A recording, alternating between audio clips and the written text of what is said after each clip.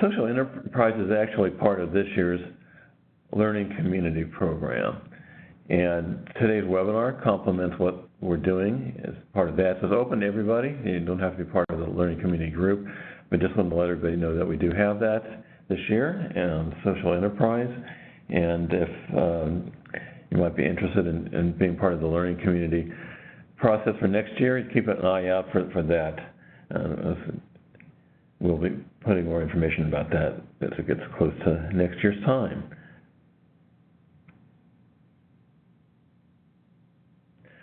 Just a quick thing about social enterprise and community action agencies.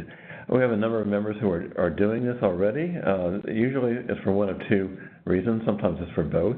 One is to try and create a flexible income that you can use to serve your community and give you money that you have control over. You don't have to worry about timing from the funders or restrictions from funders. The other is to try and create jobs and or services that the community needs. For example, we want to employ people who have some barriers to employment. So some of our members have created enterprise with that in mind as well. So just as a background piece of information. And here's our team for the learning community that I mentioned. Courtney Kohler's on the line with me today, providing some of the backup. Here's everybody else. And now at this point, Courtney, you can pass the ball over, and I just want to mention quickly the speakers for today, and then they'll take it away. But for today, we have Dr. Kristen Abner and Courtney Barthel from ICF. We'll be discussing some of the recent research around social enterprises. So I'll now turn it over to our friends at ICF. Great. Thank you, Kevin. I will move the slides forward, if I can. There we go. I want to welcome everybody to this webinar today. We are excited to talk about this kind of emerging area in human services around social enterprise. And I know some of you have been doing this for a long time, and we're hoping to kind of bridge that research to practice today in this webinar. Okay, so I want to introduce myself and Courtney, who will be speaking to you all today.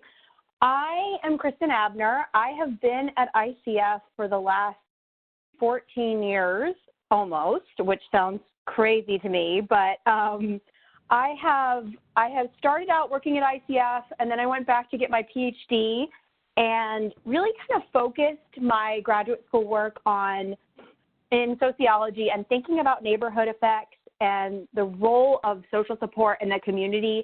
And specifically, I looked at child welfare involvement for my dissertation. So thinking about the percent of poverty, kind of percent immigration, I used a lot of census data and combined it with administrative data from the state of Illinois, actually. At ICF, I really have worked on a lot of different programs across the human service spectrum.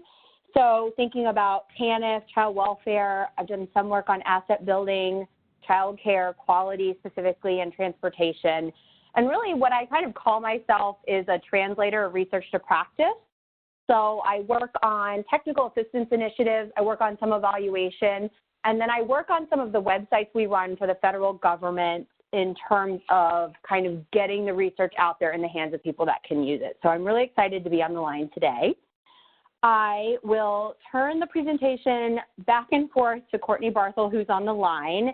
And Courtney and I have worked together since I started at ICF. So I think I said this on the last webinar, but I really like saying it, so I'm going to say it again. If you hear us complete each other's sentences, we have worked together so closely in the last 14 years, that is why.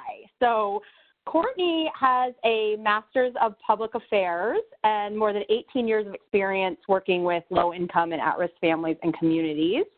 Courtney, do you want to share anything else about yourself before I talk about our relationship with CAP?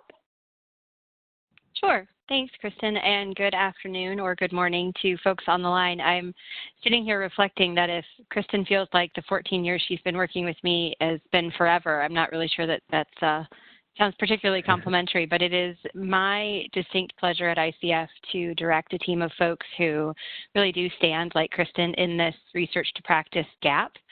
And you'll hear us today talking quite a bit about how we move from the questions that our research friends like to ask into the information that our practitioner friends really need to have. So my role is primarily in directing the work that we do around social policy, as well as helping folks in state and local governments and organizations access information that they need and translate it into programmatic guidance on the ground. So that is a little bit about me. I have been with ICF my entire career. I am a proud graduate from the University of Texas, and now office in the great state of Michigan. So have a nice little map hanging on my office wall of all the places I get to work. So happy to be here, and we'll hand it back to you, Kristen.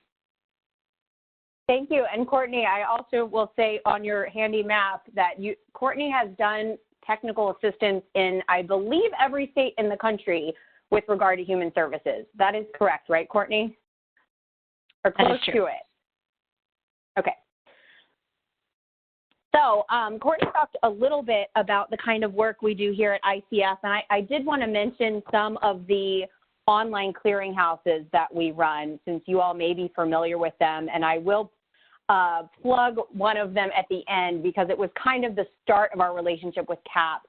We administer the Self-Sufficiency Research Clearinghouse, or you'll hear me say SSRC, and this is through the Office of Planning, Research, and Evaluation at the Administration for Children and Families. So again, I'm hoping I'll have some time to show the website at the end of the call, because it's a really great way for you to go on and find the research and find what you need, and we really focus on that research to practice translation in that work. We also administer the National Resource Center for Healthy Marriage and Families, and we work with partners on the OFA Peer Technical Assistance Network website and the Department of Labor's Clearinghouse for Labor Evaluation and Research. So, like I said, this webinar is part of a pretty long history with CAP for the last 5 years. So we've been partnering with CAP on the Learning Communities Resource Center, and it really started with ICF presenting at one of the CAP national meetings on the SSRC. So if the chat box is up, I'd love to see if anybody is familiar already with the SSRC. So feel free to type in the chat box if you are. I see one. Oh, there we go. I see it. Great. We have one person that's a yes. So like I said, I'm really hoping to show the website later. Since that initial presentation, we've provided materials and research to practice packets for multiple Learning Community Resource Center cluster groups. So place-based, family homelessness, financial capability. A couple years ago, we did a webinar on implementation science, and I believe that's still on the CAP website, and the information is really still relevant to kind of implementing this research to practice approach. I did want to mention that recently, in the last 6 months or so, we've been contributing to the LCRC blog. So we have we're calling it the In Focus series. So a lot of our colleagues have contributed to the blog. So if you go on the blog, you'll see kind of what we're trying to do is really short research to practice, talking about the kind of work we do at ICF and what we see in the field when we're out in the field. We've written on topics like foster care, opportunity youth, tribal populations, reentry. So really kind of all these issues that we're seeing as we're in the field doing technical assistance and research. So today we are going to talk about social enterprise and really that translation to research to practice. So I'm glad to have those of you on the phone that have already heard my voice, and I want to welcome those of you who are joining us for the first time. So if you remember us, you know we like to start our presentation with some targets so you know what you're going to get. So after this slide, I'm going to turn it over to Courtney to really talk through the concept of social enterprise. So really, what does that mean when we say social enterprise, and how is it defined? So then we'll talk a little bit about the research and current trends.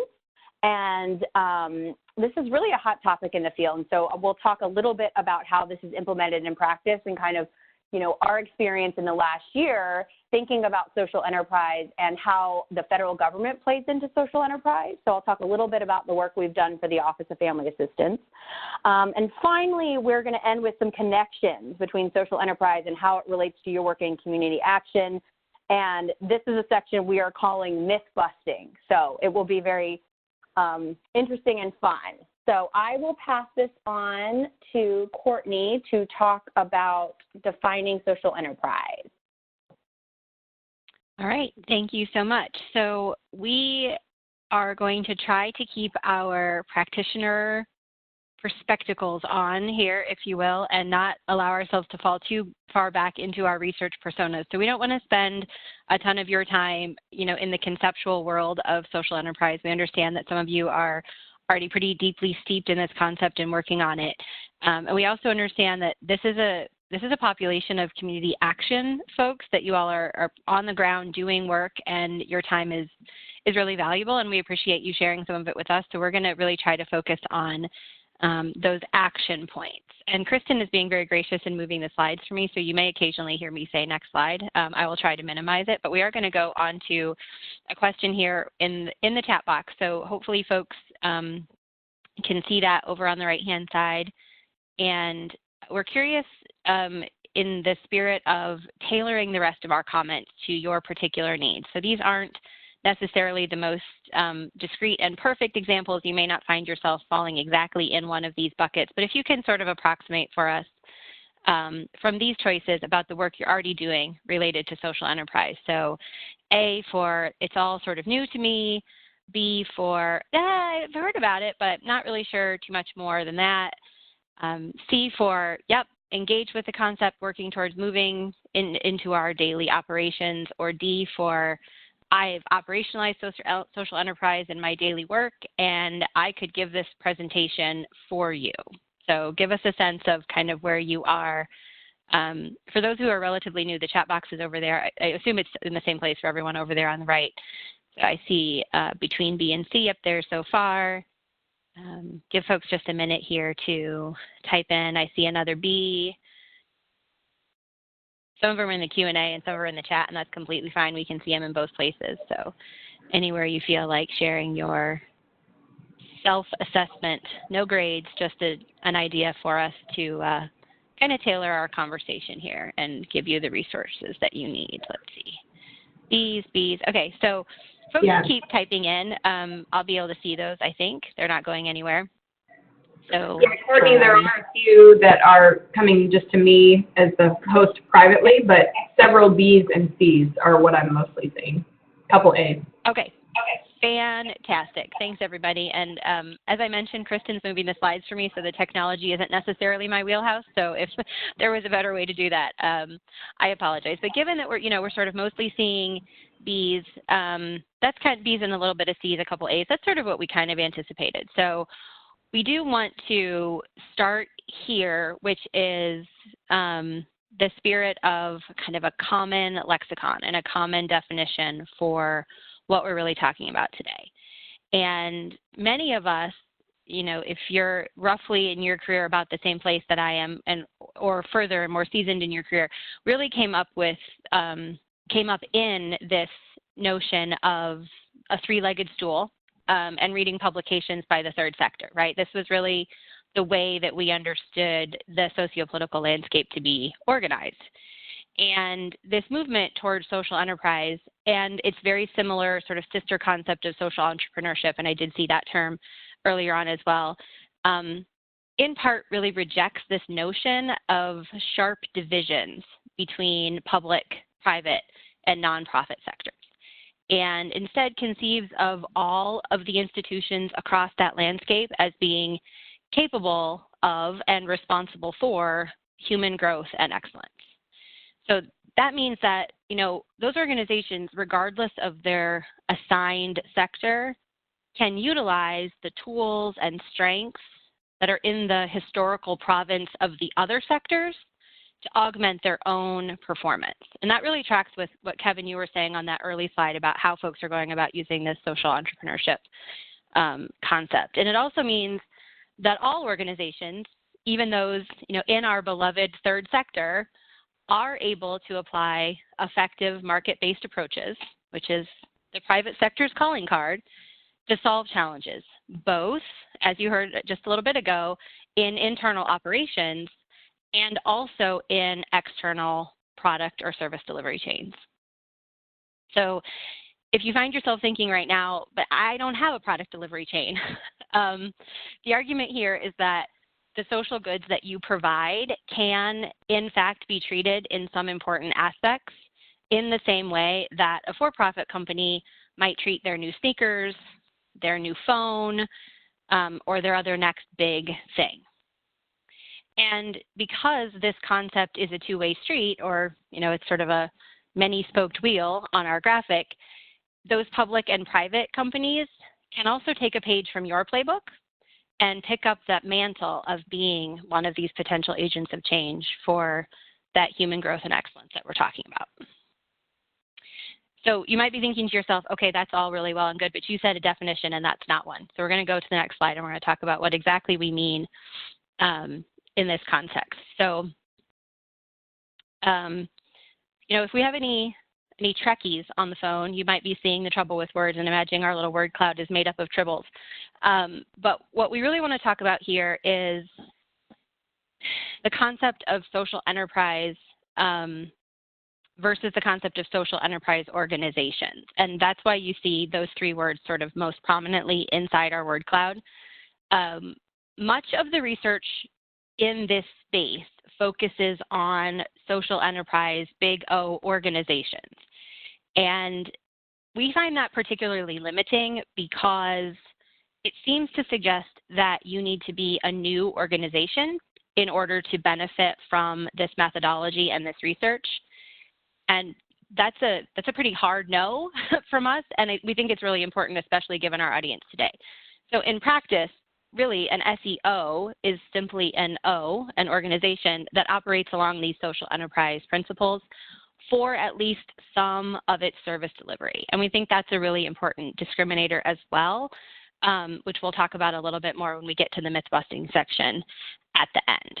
So in the spirit of having that common baseline for the purposes of this webinar, when you hear us say social enterprise, we're talking about efforts that use market-based principles to solve social challenges. And again, that's very similar to some of the slides that you heard in the beginning when we were doing some of the housekeeping parts. So we can go ahead and we're going to actually go back to the chat and the Q&A. So Courtney, I will ask you if you hear things that come directly to you to share this with us as well. But I'm super curious about folks' response to this question. So when we talk about not wanting to just talk about the O, not just wanting to talk about the organization, one of the reasons for that is that social enterprise speaks to both individuals and organizations. So my question for you to take a guess at is recent research, a survey done in the for-profit space. I'll give you a little bit more context than is on this slide. What percentage of those survey respondents said that they consider social impact of their work an important element of job satisfaction? So while you're thinking, I'll say that a different way for folks who think about this differently. Went out to a for-profit company, asked a whole bunch of people, hey, how important, or is, I should say, the social impact of the work you do an important part of your job satisfaction?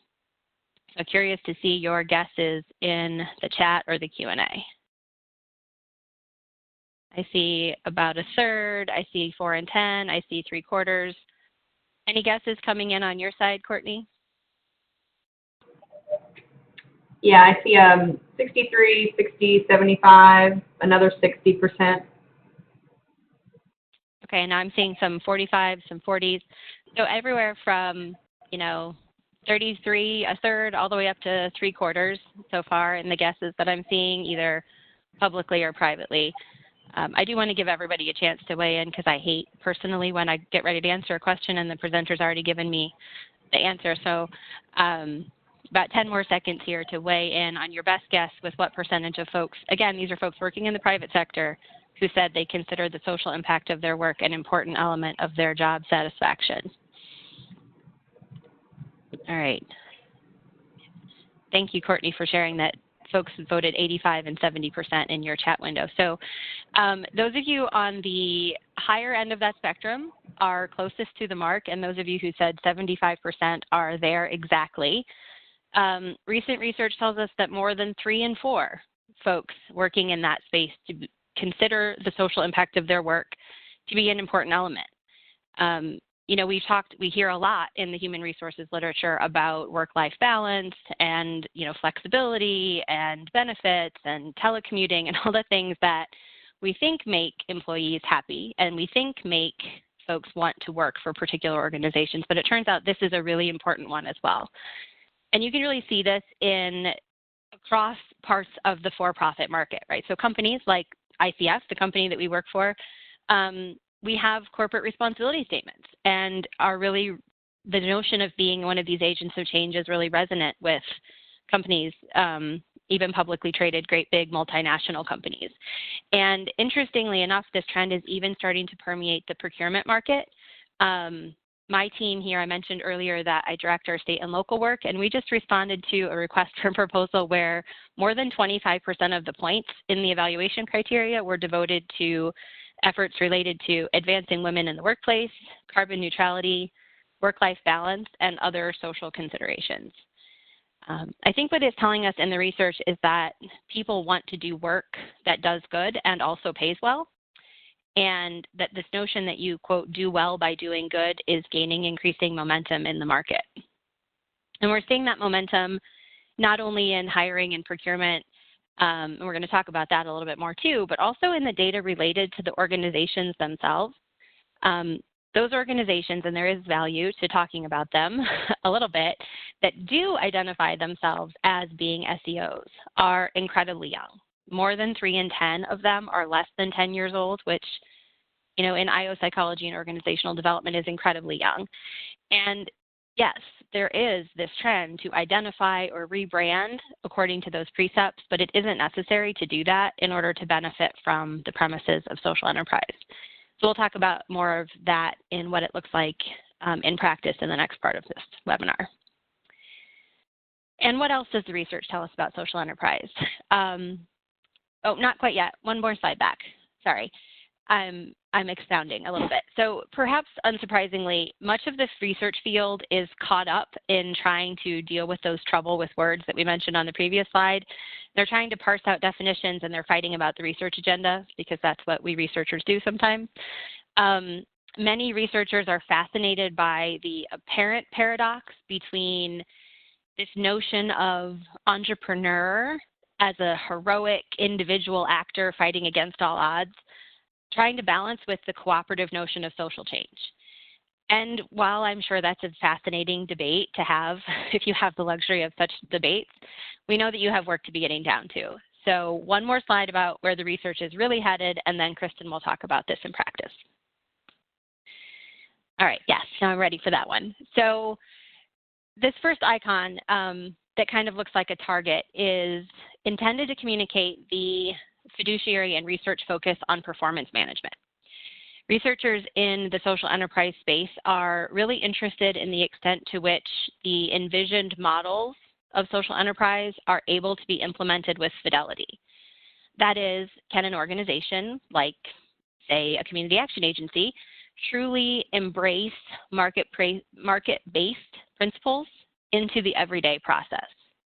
And we know that there are examples of this happening on the ground, and I invite you to type again in the chat box of organizations that you know are having success with this model.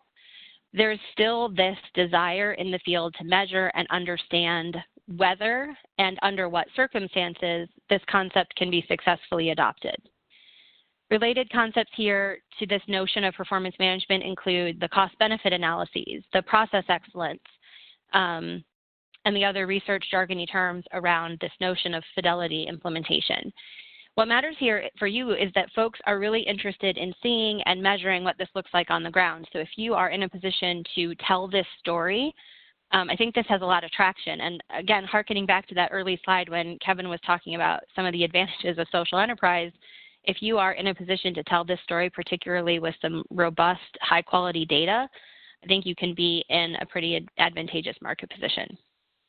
But the logical follow-on to the question is, if you in fact successfully adopt these principles, does that new effort make an impact in your service delivery? So that's the middle icon with our measurement. And if you do in fact make a difference, is that difference larger or more significant than would have been made using the more traditional business model of the organization? This quest to measure the impact of social enterprise in that green bar chart is that it's important that it's more discrete to measure this type of impact for a newly socially focused organization. So say, a private company that launches a social responsibility initiative, it's easy to draw a thick black line around that and say, this is what we're measuring. But for organizations already serving as agents of social change, like yourselves, the metric of interest becomes the differential, which is hopefully positive, that adopting social enterprise or market-driven principles has on the service delivery outcome. Right, so that might be a measure related to volume or count of services delivered, measures of cost savings or return on investment, or a measure of improved quality of service delivery. You can make the case in certain circumstances that additional services being added show the ability to either add more resources or stretch existing resources further. And that would be the primary argument of these principles, is that you can have greater return on investment, or if you hear me fall into the jargon and say ROI, that you can make those dollars go further. But I also mentioned, under certain circumstances, you can make those claims. So if you're going to put yourself in a position to attempt to access particularly resources in the space by claiming success with some of these models, either now or in the future, really do encourage you to make sure you have a fairly robust evaluation plan and some evaluation expertise to guide you in making sure that your data are telling the story that you want them to tell, so you can, again, access some of that money that's out there for success. And then this light bulb at the end is hearkening back to the scale. If you remember, there was a scale on the slide right before this. Some of the researchers are embroiled in these big questions. And others, like Kristen and I, are more interested in getting at what we call practice wisdom. And that's a very didactic give and take, two-way street between folks who are doing this work and folks like us who are trying to collect it, understand why it works and under what circumstances, and then roll it back out to the field so that y'all can benefit from it. Efforts like this webinar don't really augment the research base related to social enterprise, but what we're trying to do is equip doers on the ground with some new tools that can harness the power of this information. Right. So I think with that, Kristen, I'm going to send it back to you to chat about what this looks like in practice. Great. Thank you. So many of you all are probably already doing some of this in your daily work, but I wanted to take this opportunity to talk a little bit about how this looks in practice. And we had, I'm going to move forward. We had the privilege to do some work actually just last year for the Office of Family Assistance, who became interested in the role of social enterprise and social capital in the TANF context. So the Office of Family Assistance was really interested in kind of could there be a role for the federal government in social enterprise? So we worked with partners and convened a listening session of organizations that are doing social enterprise, federal staff, and other thought leaders to really think about this question. So we got organizations in the room and talked through these issues. What are some successes? What are things that make this work? What are some challenges with doing social enterprise? So there were 2 full days of this convening and really kind of ended the session with talking about the role of the federal government in social enterprise, and particularly in ways that could support TANF participants and more vulnerable populations. So what I'm going to do here is I'd really like to highlight a couple of the organizations that came out that were at the meeting, and then also we did a very extensive search for programs that were doing this. So what I'm going to share are probably 3 programs, and then I'll talk a little bit about what the conclusions of that meeting. So kind of the classic social enterprise organization. So when we're talking SEO is Goodwill.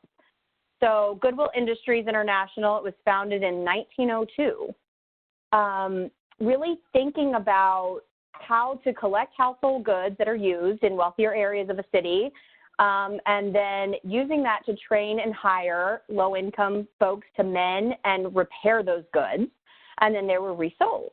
So the Goodwill philosophy was born, which is not charity, but a chance. So Goodwill operates 162 social enterprise across the United States and Canada, providing training and assistance to individuals needing to find good jobs. The staff offer a range of needed services, which includes on-site and virtual employment training, job placement, and other community-based supports. That includes career counseling, financial education, and resume preparation. Those are things that I did not know they did. So in 2016, and this statistic also, excuse me, I was surprised at. In 2016, Goodwill helped more than 313,000 people train for careers in industries that include banking, IT, and healthcare. So that, like I said, Goodwill is really kind of this traditional SEO model, but I wanted to highlight the Community Action Partnership of Lake County. Do we have anybody on the line from CAP of Lake County?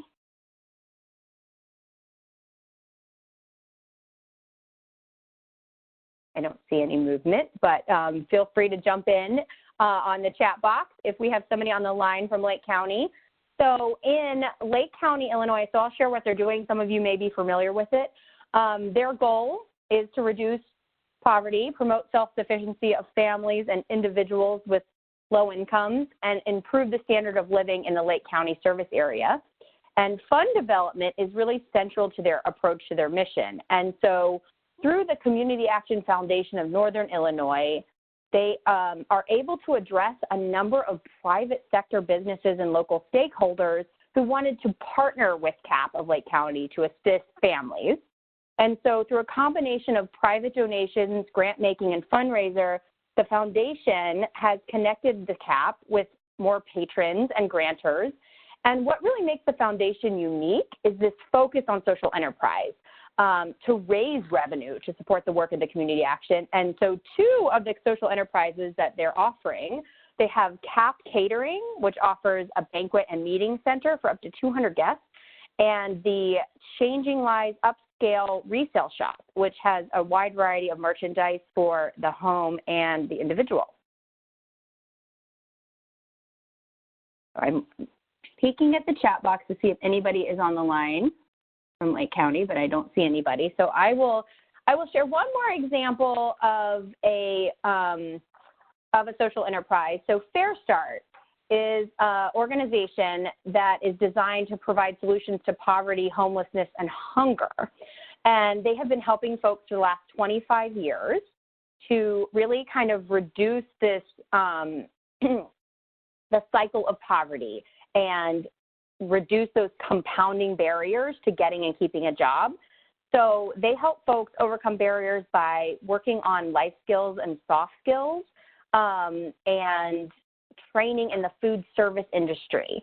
So through restaurants, cafes, and catering, and programs that provide meals to social services, shelters, and schools in the Seattle area, participants in Fair Start get practical work experience while giving back to the community. They work very closely with local restaurants to develop programs that provide skills that are most needed in the industry. So the collaboration ensures that program participants have jobs available to them when they graduate, and more than 90% of Fair Start adult graduates land jobs within 90 days of program completion. So I will talk about our resource packet at the end, which has a link to this listening session, so you can go to the report and read more about programs and how this is working in practice.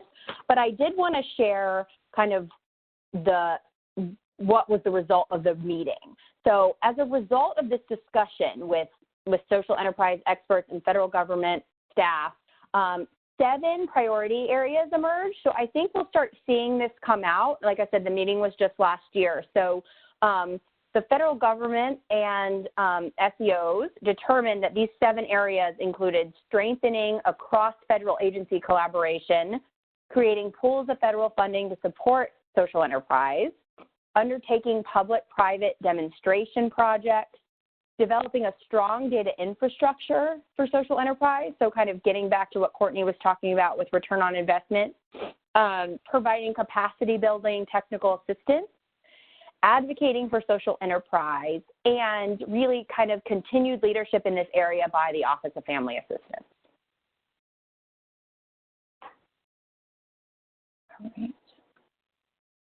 All right, on to our myth busting. Courtney, I will pass the ball to you. Okay, so it occurs to me that this may be the 2nd or 3rd entertainment reference that I've inserted into this webinar quite unintentionally. So that's something I think interesting to explore about my motivations behind that. But before I jump into this, well, before I tell you what I mean by it and then jump into it, I do want to harken back quickly to the report that Kristen was just talking about. And it is fairly dense and robust and interesting, and I do encourage you to take a look at it if you have a chance when we show you exactly how you can find it a bit later on. But I think there's one important part about it that's worth underscoring here, which is there really is this headspace and intent in the federal government right now, particularly in HHS within ACF or ACF within HHS, to hear from the field about what social enterprise could look like and might look like. I think that, there are some opportunities for you all to be real thought leaders about how these changes might roll out in the targeted areas that you work in, the sectors that you work in, the targeted populations that you serve. And I would encourage you to really think about how you might contribute to that conversation, whether it's through, requesting technical assistance or seeking out opportunities to engage with the office. I think that that would be a real value add to not only your own programs, but to the folks that you serve and to the future of this movement. So just a thought of something that occurred to me while Kristen was talking. All right, so myth busting. When we thought about, when we thought about what we wanted to do to really talk about how we get this stuff out into practice, what we thought might be most useful was thinking about what you might run into if you were to go back to your home offices, or if you're currently sitting in your home offices, hang up this call and convene a meeting and say, hey, I think we should, do something around this social enterprise thing. And so we tried to think about, barriers that might get thrown up, or challenges that you might hear, or misconceptions that might abound in that space, and what kind of tools might be helpful to you in sort of addressing them and responding to them. So we have, I think there are 4. So we'll go through these myths. And this first one, which you got a little sneak preview of, which is the thumbs up, thumbs down. This is intended to suggest the myth that social enterprise is a thing. It's an up-down vote. It's an either-or proposition. It's either something you do or something you don't do. It's either something you are or something you are not. And frankly, we think that that way of thinking gives the idea of social enterprise entirely too much power over your decision-making as an organization, right? So social enterprise is nothing more than a concept. It's a tool like a logic model or a sustainability plan, or somebody mentioned a 5-year strategic plan earlier in the chat box, right? A tool like a grant writer or anything, a microphone. If you see potential in it, if it adds value to what you're attempting to achieve, then you use it. And if it doesn't, then you don't. And the best part about that is you get to make that decision over and over again, depending on what it is that you're focusing on at that given time. If you do find yourselves addressing a particular operational or service delivery challenge that you see potential for social enterprise thinking to help you in, then it's a tool that's really good for 3 different things. It's good for framing an approach. It's good for learning about existing research and tools that can help you succeed. And frankly, it's good for accessing funding from folks who are particularly interested in trendy concepts. And there are always those type of funders in the marketplace. So we're going to talk about that and these other two ideas a little bit more. So staying on this slide, but exploring these concepts a little bit. So framing your approach using social enterprise lens simply means embracing those traditional for-profit constructs like supply and demand, profit and loss, ROI, and using that information to drive your decisions. And if you think about the sustainability work that I know you've had to do and have done over the course of your career, you've already talked about a lot of this stuff. Right? You've had to make the tough choices about where to invest resources when they're limited. And the beauty of this is that you're not, unilaterally agreeing to only invest in those areas or populations with the highest ROI. That's the difference. So it's a nuanced difference, and I really want to underscore it because it's super important. In a for-profit space, in that traditional province of for-profit, you would run that return on investment, and you would do the thing that said you had the highest return on investment. Do that thing. In the social enterprise model in the nonprofit space, you still run the ROI, but you use it as a piece of your decision matrix. Right? You don't necessarily have to decide that you're only going to do that thing that has the highest score on your ROI on your P&L sheet. You can still decide to do something different or to augment that in some way or to take that information and use it in a different way. Again, keeping the concept of social enterprise firmly in its place as a tool instead of something that is, takes over your organizational decision making. When we talk about learning from existing research, that's what you're doing right now. And Kristen mentioned the Peer TA Network, and she mentioned other organizations that are doing the kind of work that many of you might be interested in doing. It's a match made in heaven, right? There are these investments available where you can find out and become connected to organizations that can help you learn how to do this better.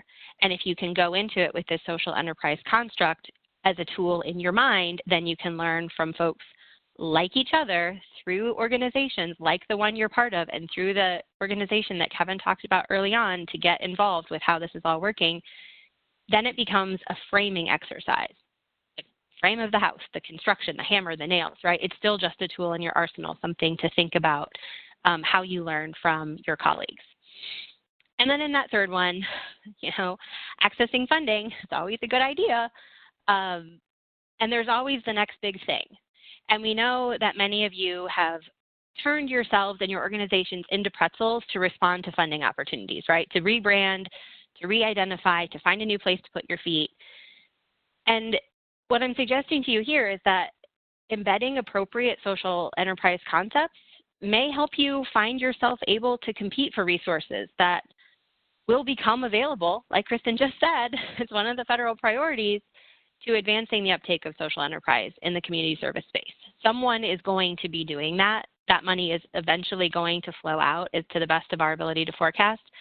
You probably want to put yourself in a place to be ready to access it. So that's our first round of myths. Okay, myth number 2.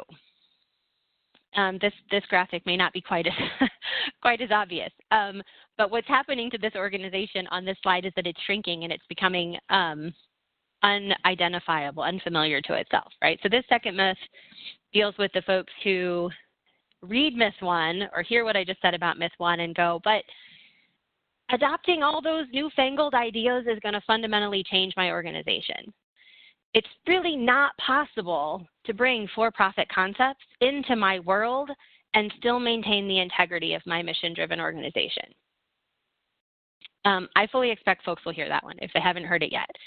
And thankfully, people a lot smarter than me who sit at the Harvard Business Review have dealt very nicely with this issue and have introduced 2 concepts that I think are really valuable. So I'm going to talk about them a little bit here. The concepts are organizational guide rails and both and leadership. So put quotes around both and leadership. Clearly, Harvard Business Review is coming at this from the point of view of the business community, worried that their identity is going to change when they try to do good stuff instead of just making excellent widgets. But I think the lessons hold across the historic sectors in that landscape that I talked about in the very beginning. So the first one, organizational guide rails, right? So this speaks to how you balance between potentially competing philosophies. This is how you put your thumb on the scale of the underdog. So if you're a widget making enterprise who decides to start doing something good, you're going to put your thumb on the scale of the doing something good side because it needs some support to balance out the legacy priority of the organization around making really good widgets and selling them for a lot of money. If you're coming from the other direction and you're on the let's do good things and you're bringing in the concept of social enterprise, you may find that you need an organizational guide rail, read thumb on the scale, on the side of those financial precepts and those market-based principles because they don't have the same standing. It's not an even fight between your rock'em sock'em robots, right? So you need to give the one that's coming in from the disadvantaged position a little bit of a boost. So that's the concept of organizational guide rails. I'm going to give you a couple examples because rock'em sock'em robots isn't a great example. When Digital Divide Data, so DDD, they are a social business that trains and hires historically underprivileged workers to do outsourced IT. And that was an important part of their mission. That's what they wanted to do. And the founder and the initial management team was aware that they were not as good at money making and financial management as they were at doing good things and focusing on this population they wanted to serve. So when they realized that and decided what they were going to do about it, they brought in board members who would balance them, right? They brought in, quote unquote, the other guys who could help them figure out how to be more business savvy. And what ended up happening is that decision saved this company because one of those board members identified the pattern that was going to have them close doors in a matter of months. And he was able to identify those gaps that were frankly invisible to the folks who were so mission driven that they couldn't see them.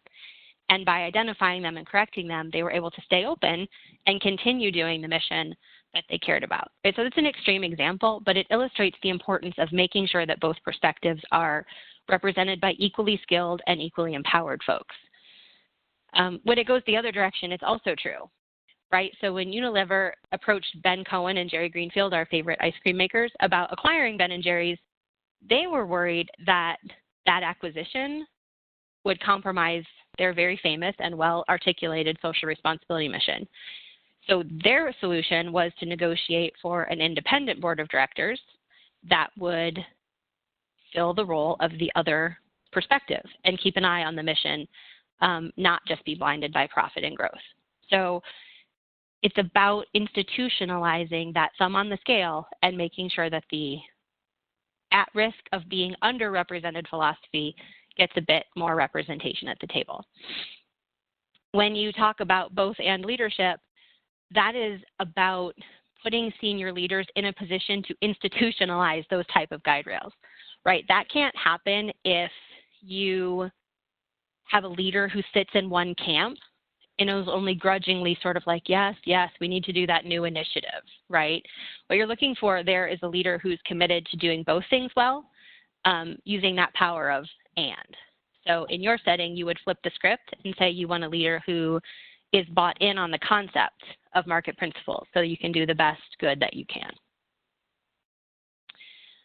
All right, myth number 3. Some of you might be sitting there thinking, oh, this is my teenager. This is what happens when I try and talk at home. And this isn't a accident. So this is the third myth that we might hear an objection that all of this is just noise, right? It's just a fad. It's going to go away. I've been there, done that. I've seen this before. You know, we don't have a crystal ball. We can't predict the future of the movement and whether or not we're still going to be doing webinars about social enterprise, 5 years from now. But what we do know is that there is some really good literature out there, as well as some really good experiential wisdom that there are valuable lessons in this movement. And there are things in the social enterprise model that can and should be applied in certain nonprofit and community organization spaces. So if you have someone on your team who is just not interested in hearing about one more Washington, D.C. idea, we would suggest, kind of move away from the jargon and go back to talking about things that are familiar, like sustainability, efficiency, more bang for the buck, and all of the, frankly, entirely social enterprise concepts that you've been living for the past several decades. All right, and one more before I think I toss this back to Kristen. Okay, so this one actually might be my favorite. So if we have folks, it's not that we're worried that this is going to fundamentally change us, and it's not just another DC buzzword that's going to fade away with the cherry blossoms. What else are people worried about? And this last myth is what I call the championship mindset. And these are the folks, and in the spirit of, full disclosure, this is something that I can find myself struggling with, so I feel these people deeply.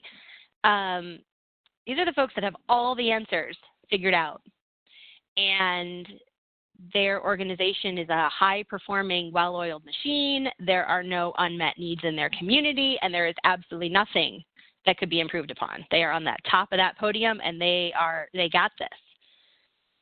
And sometimes these folks take the most work, but the return on that investment will pay handsomely, because when you convert these types of doubters, they can become your biggest champions. So how do you get to those folks? And my experience with this is you get to these folks with data and anecdotes. So they may not buy the story of another organization. They're really good hole pokers, these folks, right? They're like, well, but that's not like us because they're in the big city. Or, oh, that's not like us because they serve more people. Or, well, that's not like us because they have more foundation money, right? So they may not be moved by that, but they often are moved by stories of individual success. And these folks often want to see this kind of movement codified in maybe a strategic plan or a logic model, right? They want to feel like it's something that the organization is working towards in a comprehensive way. So I would say, help these folks find their footing in that setting and help them see how this is about advancing the goals that you've already agreed are part of your mission, and help them, kind of find a way to champion that. And if nothing else works with these folks, this is a little hint, propose a pilot test, because they will assume that they'll be able to prove you wrong in 30, 60, or 90 days, and then they'll go ahead and get on board, and then more than likely you'll be able to show them that you were right all along. So that's my tip for dealing with folks with the championship mindset. All right, and I think I have one more slide here on key takeaways. Yes, I do. All right, so in just a moment here, you will get a break from my voice and get to hear Kristen again. But I want to share with you sort of 3 key takeaways that if your Outlook pinged, or you got instant messengers, or you got a text message that you had to deal with and you missed some of what we had to say, that these 3 things will be your key takeaways for today.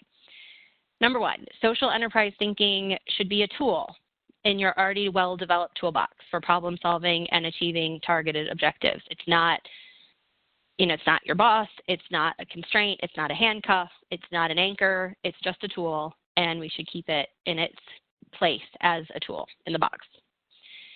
Number 2, do the things that have worked for you when you've had to make changes before, right? So this is just another way of thinking about things a little bit differently. So you can still benefit from all of the strategies that have worked for you before, like engage both your champions and your naysayers. Trust the community that you're serving. Engage them, hear what they think, help them understand if you're shifting things around and how that might work. Clearly, the nomenclature might need to change when you're telling that story, but it's worthwhile to talk to your community and listen to what they have to say. And then number 3 is make a business case for your plan.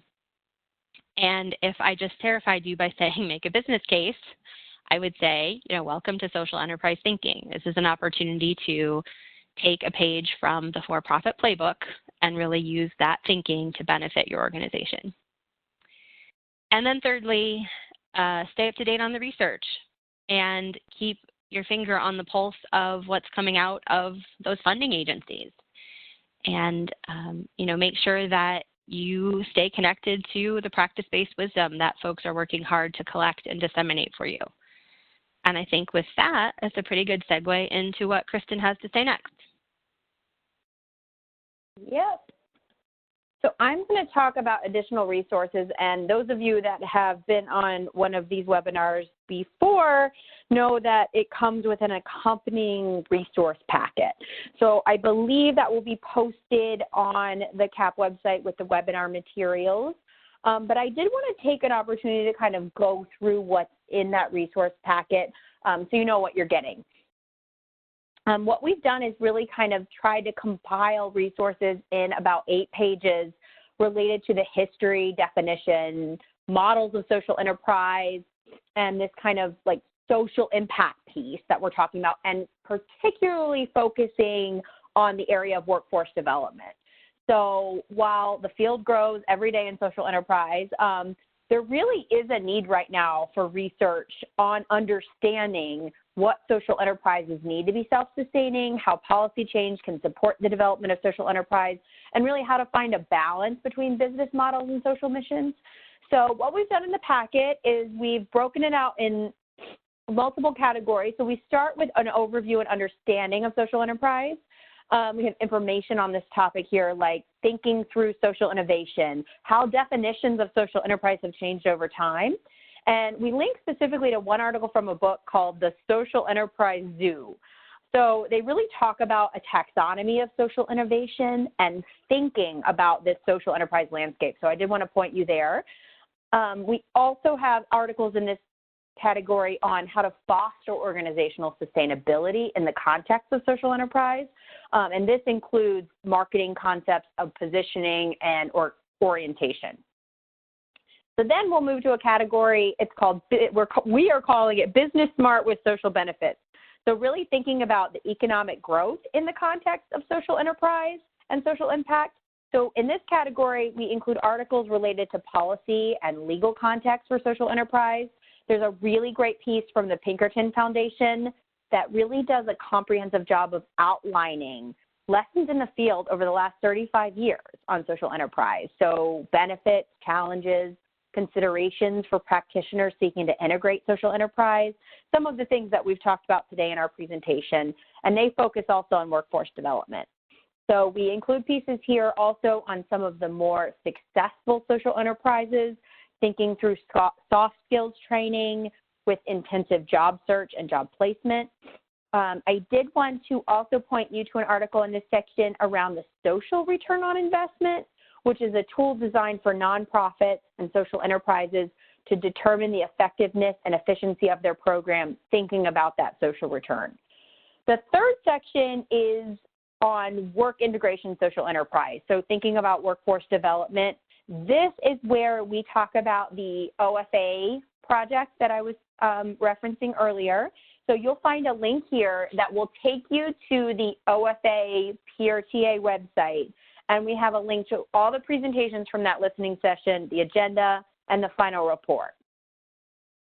So the rest of the articles in this category really focus on work integration and social enterprise. And there's a great article also on the list that looks at impact to last, really talking about the front lines of social enterprise. And this is from the Roberts Enterprise Development Fund. So they examined 10 case studies to understand the workforce development, integration, and social enterprise, and how to scale these up and other similar endeavors. So I did want to point you there. And finally, we talk about social enterprise and the hybrid approach. So really how to implement social enterprise into a business.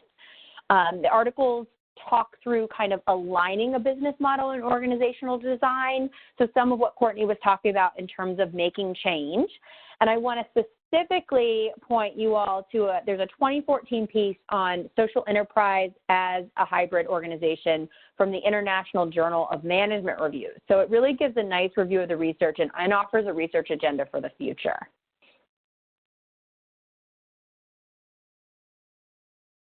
Okay, so I will spend a couple minutes talking about the SSRC, and then we'll open up the floor for questions.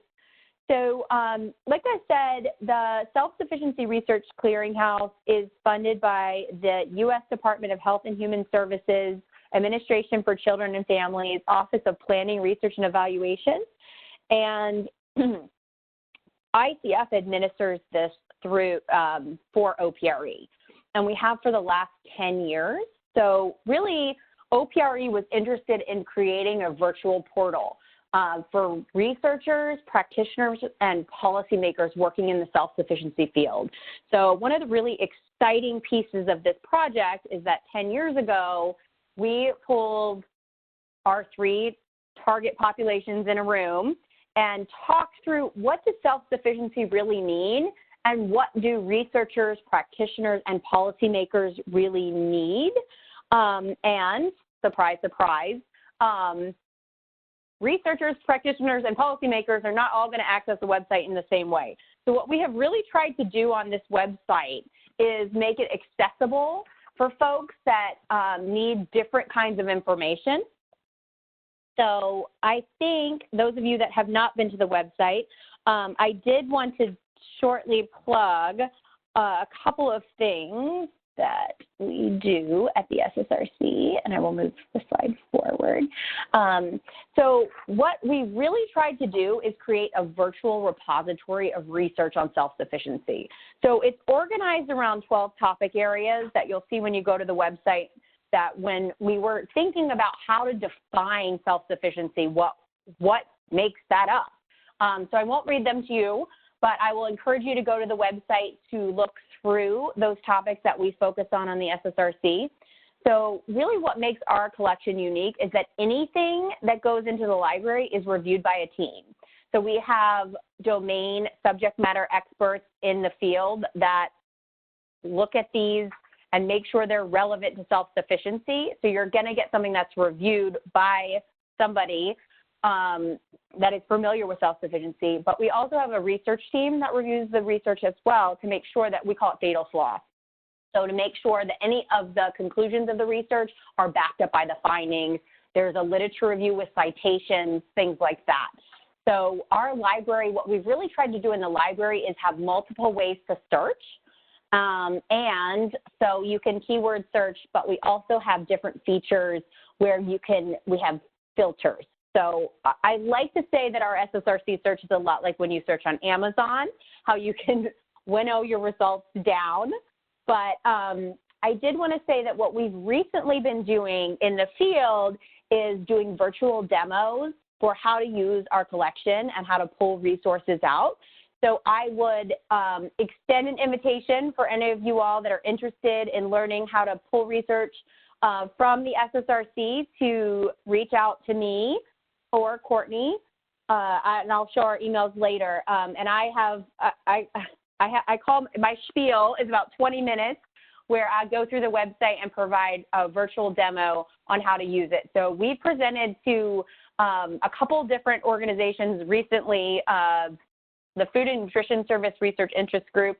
I spoke to the Colorado Department of Human Services County TANF directors on how to use the site. So if any of your agencies, you're having a staff meeting, and I'm more than happy to virtually join and show you all how to use the SSRC and pull information off.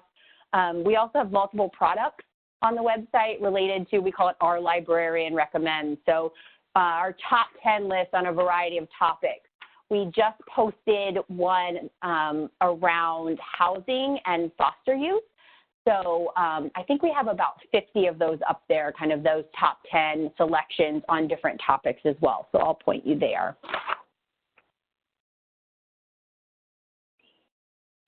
So I talked a little bit about the library. We also have topical pages where you can browse the research, and that's really where you'll find our librarian recommends.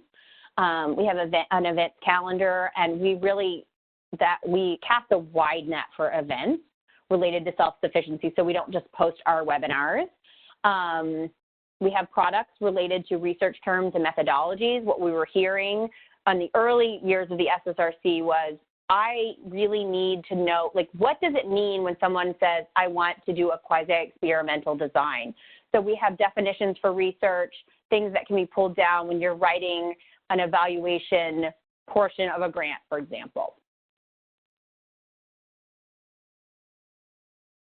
Okay, so I will wrap it up there, but again, I did want to encourage anyone that has questions on the SSRC or would like to request a virtual demo, definitely reach out. So I want to open it up for questions, but I'm going to go to this slide so you have our information to contact us if you have any questions related to SSRC or the presentation.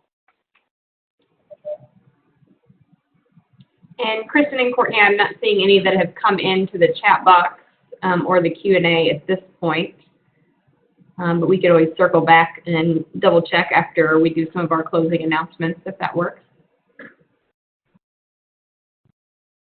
That works great. Sure, that's fine. Okay. Well, thank you both for presenting today. We really appreciate that. And I'll go ahead and hand it back over to Kevin if you want to do some of our closing announcements. Kevin, and then we can just circle back to double check on questions. So if anyone on the line does have questions, please feel free to enter them into the chat box or the Q&A box.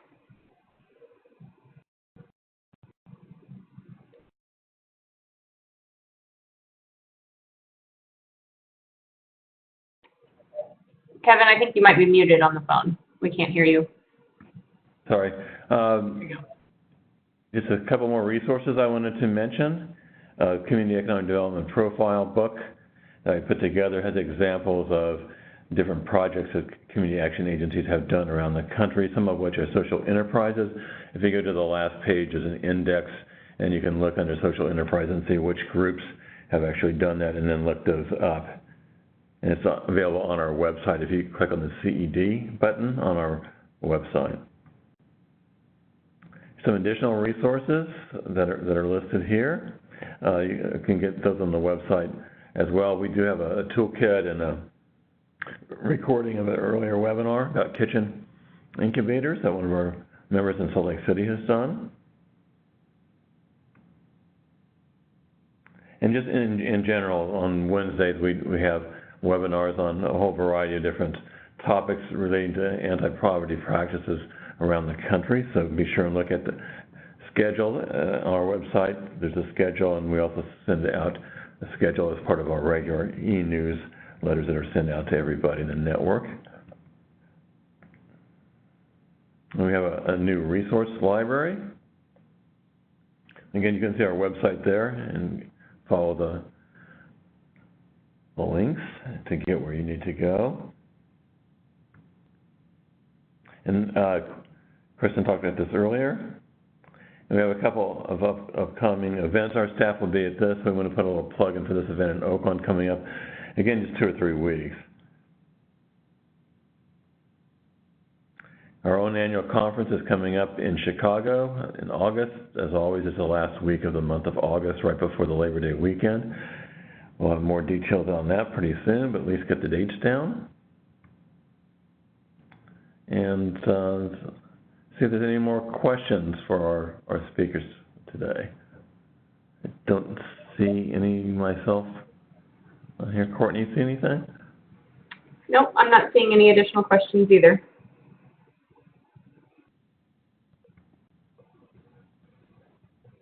Okay, well, thanks to everybody who's been on the call today. We appreciate it. I will send you the link with the PowerPoint and the recording out.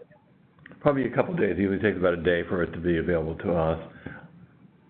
And if you have any questions about anything, here's a list of all the staff. This is connected with webinars and with the Learning Community Project. Here is a partnership. There's our email addresses, so you can contact us directly on that. Thank you.